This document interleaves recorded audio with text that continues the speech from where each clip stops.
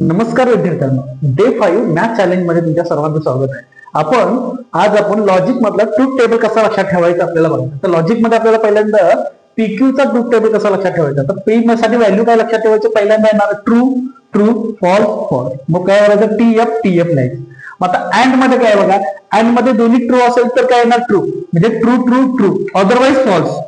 इथं पण एफ येणार, इथं पण एफ येणार, म्हणजे एफ टी एक जरी फॉल्स आलं तर फॉल्स कशामध्ये, अँड मध्ये। ऑर साठी काय बघा, पी ऑर क्यू, त्याला आपण डिसजंक्शन म्हणतो। मग याच्यामध्ये काय एक जरी ट्रू आलं तर ट्रू असते बघा। इथं टी टी बघा, टी टी एफ, एक टी आलंय, इथं पण टी आलंय, इथं एफ एफ आहे म्हणून काय येणार फॉल्स।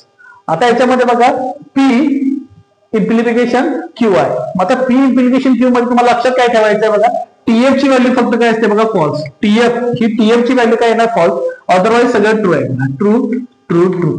आता डबल इम्प्लिकेशन, डबल इम्प्लिकेशन मध्ये एक लक्षात ठेवा की दोन्ही ट्रू पाहिजे किंवा दोन्ही फॉल्स पाहिजे तरच ट्रू, अदरवाइज फॉल्स।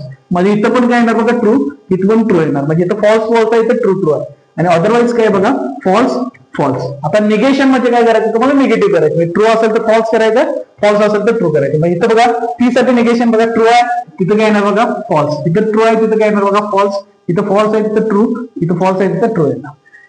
अशा पद्धतीने हा टेबल लक्षात ठेवा, त्याच्यामध्ये तुम्ही कोणत्याही गोष्ट याच्यामधल्या स्टेटमेंट तुम्ही प्रूव्ह करू शकता। थँक्यू, नेक्स्ट लेक्चर मध्ये भेटूया।